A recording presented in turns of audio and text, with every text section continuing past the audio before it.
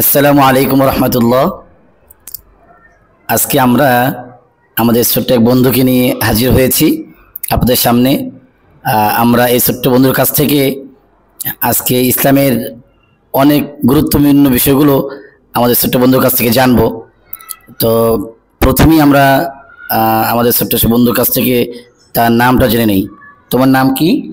আমার নাম সাহলান মোহাম্মদ আবরার। মাশাআল্লাহ। তুমি কোন ক্লাসে পড়ো?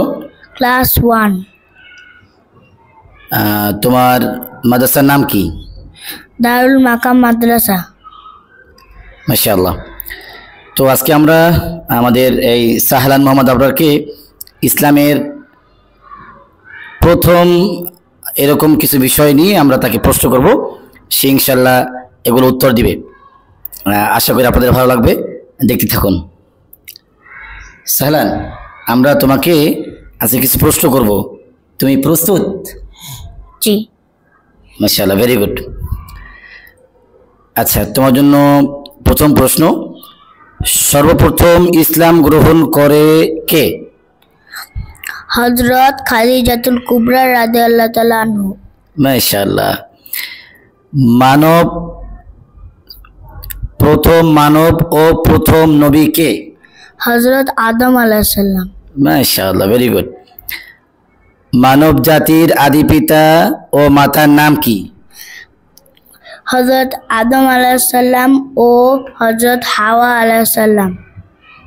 মাশাআল্লাহ, মাশাআল্লাহ, ভেরি গুড। পুরুষদের মধ্যে প্রথম ইসলাম গ্রহণ করেন কে? হযরত আবু বকর রাদিয়াল্লাহু তাআলা আনহু। মাশাআল্লাহ। বালকদের মধ্যে প্রথম ইসলাম গ্রহণ করেন কে? হযরত আলী রাদিয়াল্লাহু তাআলা আনহু। Very good. প্রথম মুয়াজ্জিন কে? হযরত বিলাল রাদিয়াল্লাহু তাআলা আনহু। প্রথম ইসলামী রাষ্ট্র কোনটি? মদিনা শরীফ। মাশাআল্লাহ, মাশাআল্লাহ, ভেরি গুড। ইসলামের প্রথম খলিফা কে? হযরত আবু বকর রাদিয়াল্লাহু তাআলা আনহু। মাশাআল্লাহ। ইসলামের প্রথম হিজরতকারী কে? হযরত ওসমান রাদিয়াল্লাহু তাআলা আনহু। মাশাআল্লাহ। কোরআন সর্বপ্রথম কখন নাজিল হয়? রমজান মাসের কদরের রাত্রে। মাশাআল্লাহ, মাশাআল্লাহ। কোরআন সর্বপ্রথম কোথায় নাজিল হয়? হেরা পর্বতের গুহায়। Very good.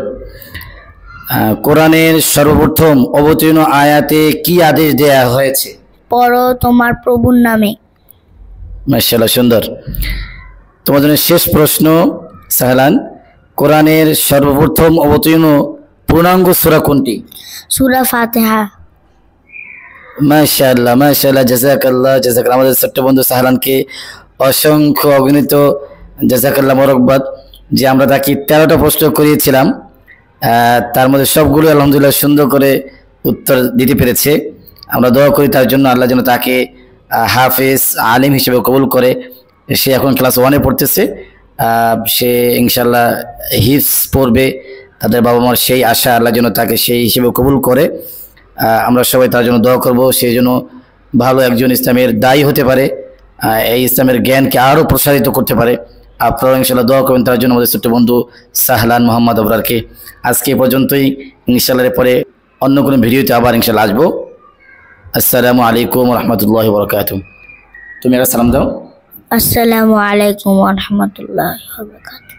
ওয়া আলাইকুম আসসালাম ওয়া রাহমাতুল্লাহি ওয়া বারাকাতুহু।